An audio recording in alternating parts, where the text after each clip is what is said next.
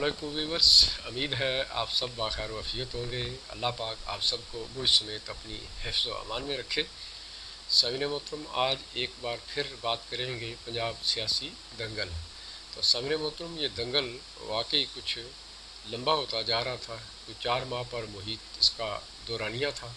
अब किसी हद तक संभला है, लेकिन इसके बाद ये टेक्निकली ये फिर स्टार्ट होगा और लगता ही है कि ये सियासी दंगल अब थमेगा नहीं बल्कि चलता ही रहेगा ता वक्त के इसका कोई मंतकी इंजाम सामने आए।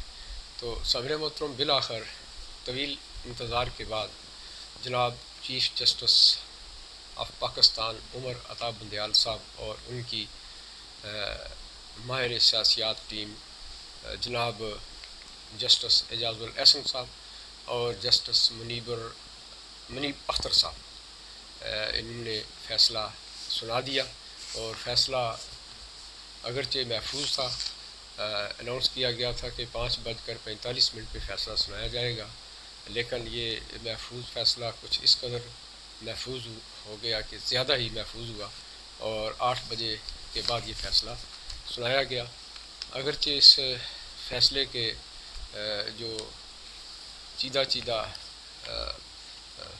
मुज़म्मरात कह लें या ये कह लें कि एक बज़ात ख़ुद ये जो फ़ैसला था वो आज से 3-4 रोज़ कबल ही ख़ुद अनाउंस कर दिया गया था इस मअज़्ज़ज़ बेंच की तरफ से, जिसमें यह कहा गया था, अगर आपको याद हो, कि हमज़ा शहबाज शरीफ बतौर वज़ीर आला गहरे ख़तरे में हैं। और साथ ये भी फरमा दिया गया था कि डिप्टी स्पीकर की रूलिंग गलत बादियों नज़र में दिखाई देती है। ये 2 बातें उन्होंने कही थी और बिल्कुल वही अब तवील अरसे के बाद, इतनी बहस व तमीज़ के बाद, मुअज़्ज़ज़ वकला की बहस के बाद यही 2 चीज़ें सामने आई और उसमें ये कहा गया कि डिप्टी स्पीकर की रूलिंग कलअदम करार दी जाती है। और फिर हमज़ा शहबाज शरीफ जिन्होंने 139 वोट लिए थे और उनके मुकाबले में परवेज़ इलाही साहब उन्होंने 186 वोट लिए थे, इस तरह वो वज़ीर आला मुकर्रर होते हैं। फिर उन्होंने ये भी फरमाया था कि जी गवर्नर पंजाब वलीउर रहमान साहब के लिए कि वो रात 11:30 से पहले हल्फ ले लें। तो ये चीदा इस फ़ैसले के पॉइंट थे। तो सामने मोहतरम, इसका रद्द अमल फौरी तौर पर आया। एक मरीम नवाज़ ने लिखा कि अदालती कू, और उस अदालती कू को आप देखिए कि किस तरीके से फेवर दी या उसकी सपोर्ट की जनाब फ़रहतुल्लाह बाबर साहब ने। उन्होंने एक बयान दाग दिया और उसमें उन्होंने ये फरमाया कि अब वक्त आ गया है कि सुप्रीम कोर्ट के अख्तियारात को कम किया जाए।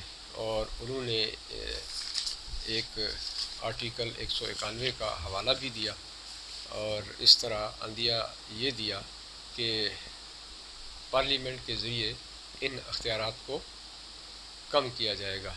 इसमें बहुत सारी चीज़ें हैं, फुल बेंच तश्कील देने की बातें हैं, उसके अख्तियारात हैं, बहुत सारी डिटेल है।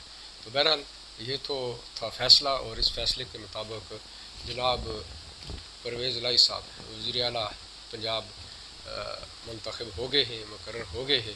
तो सबसे पहले तो उन्हें और तमाम यूथी भाइयों को जो 10 सीटें रखने वाले साहब वज़ीर आला मुंतखब हुए और 176 सीटें रखने वाले उनके अंडर काम करेंगे, बहुत बहुत मुबारक हो। तो सामने मोहतरम, ये तो था फ़ैसला। और मैंने एक लफ्ज़ इस्तेमाल किया था सियासी स्पेशलिस्ट।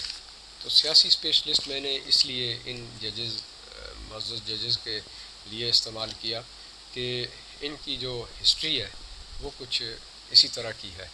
मैं ये नहीं कहता, जिससे भी बात की वो यही कह रहे हैं कि जब भी ये 3 जजेज़ किसी बेंच का हिस्सा होते हैं तो हमें फ़ैसला पहले से मालूम होता है कि क्या आना है, ज़ाब्ते की कार्रवाई की जाती है और फ़ैसला फिर वही आता है।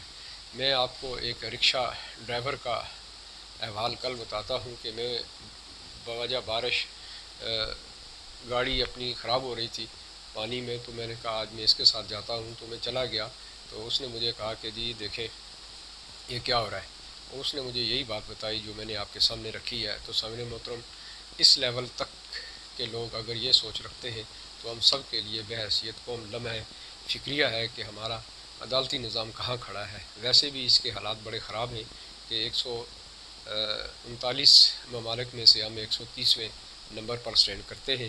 بہرحال میں جسٹیفائی کر دیتا ہوں کہ اسپیشلسٹ، سیاسی اسپیشلسٹ کس طرح۔ آپ دیکھیے کہ جناب عمر عطا بندیال صاحب نواز شریف صاحب کی نیلی والے مقدمے میں وہ شامل تھے، اس کے بعد نواز شریف صاحب کی جو برطرفی ہوئی ہے پارٹی صدارت سے وہ اس میں شامل تھے۔ پھر عمران خان صاحب کے خلاف توہین عدالت کی درخواست انہوں نے مسترد کی تھی، پھر منحرف اراکین کے ووٹ مسترد انہوں نے کیے، پھر کاف لیگ کے جو مسترد شدہ ووٹ جو تھے ان کے اوپر انہوں نے نون لیگ کے خلاف فیصلہ دیا۔ تو سامعین محترم یہ تو چند سیاسی مقدمات تھے، کیا 17 ججز میں سے کوئی اور جج بھی ان میں شامل تھا یا یہ 3 اسپیشلسٹ تھے؟ پھر دوسرے صاحب ہیں ایک منیب اختر صاحب، وہ بھی منحرف اراکین کے ووٹ جو مسترد ہوئے اس بینچ میں شامل تھے۔ عمران خان صاحب کے خلاف توہین عدالت جو کیس ہوا اس میں وہ شامل تھے، اور کاف لیگ کے مسترد شدہ ووٹوں پر جو معاملہ ہوا اور نون لیگ کے خلاف مقدمہ ابھی آیا اس میں وہ شامل ہیں۔ پھر اسی طرح جسٹس اعجاز الحسن صاحب کو لے لیتے ہیں، بالکل اسی طرح نواز شریف کی تاحیات نیلی جو ہوئی تھی اس میں وہ پیش تھے، وہ شامل تھے، اس بینچ کا حصہ تھے۔ پاناما کیس کے وہ نگران تھے، یاد رہے کہ پاناما کیس کے وہ نگران تھے، جبکہ جے آئی ٹی ایک انڈیپینڈنٹ تھی، لیکن اس کے اوپر جناب جسٹس ثاقب نثار صاحب نے انہیں نگران مقرر کر دیا تھا۔ پھر آپ دیکھیں کہ منحرف اراکین کے ووٹ جو مسترد ہوئے اس میں وہ پیش تھے۔ عمران خان صاحب کے خلاف توہین عدالت کیس کی درخواست جو مسترد ہوئی اس میں وہ شامل تھے، اور حالیہ یہ جو فیصلہ ہے اس میں بھی وہ شامل ہیں۔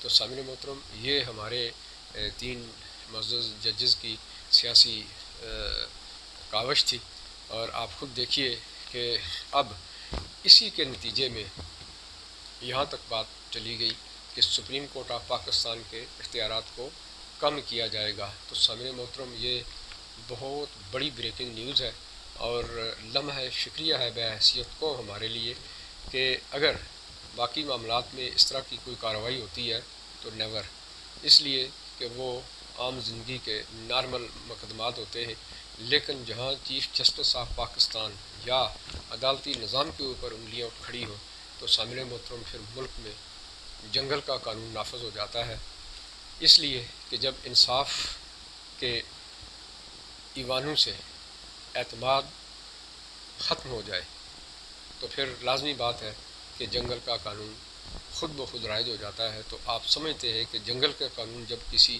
جگہ رائج ہوتا ہے تو وہاں پھر کیا ہوتا ہے، وہاں تباہی بربادی، اس کے علاوہ اور کچھ سامنے نہیں نظر آتا۔ تو سامعین محترم یہ آج کا کچھ ویلاگ تھا، اور آپ کے سامنے ایک سوچ بھی تھی رکھنی تھی جو آپ کے سامنے رکھی ہے۔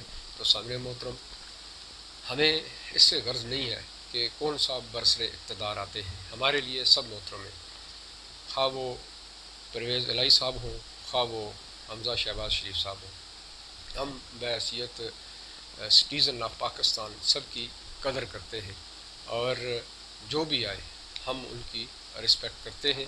اور مسئلہ صرف یہ ہے کہ جب اس طرح کے معاملات اٹھتے ہیں کہ آپ کے ادارے وہ اپنی جگہ چھوڑ جاتے ہیں اور وہ پھر اس طرح کے فیصلے دیں جن فیصلوں کے آنے سے پہلے ہی لوگ یہ پریمپٹ کر لیں کہ اس کا فیصلہ یہ آنا ہے، تو سامعین محترم یہ تباہی کا ایک اندیا ہے، یہی سب سے بڑا فتنہ ہے، اور اسی طرح قومیں پھر ترقی نہیں کرتی ہے، اس لیے کہ وہ انصاف یا ٹرسٹ نام کی کوئی چیز وہ سنتے ہیں تو یہ کہہ دیتے ہیں کہ بھئی اس کا کوئی فائدہ نہیں ہے، تو پھر دا مائٹ از رائٹ کے کلیے پہ وہ چلتے ہیں، نتیجہ تباہی بربادی کی صورت میں سامنے آتا ہے۔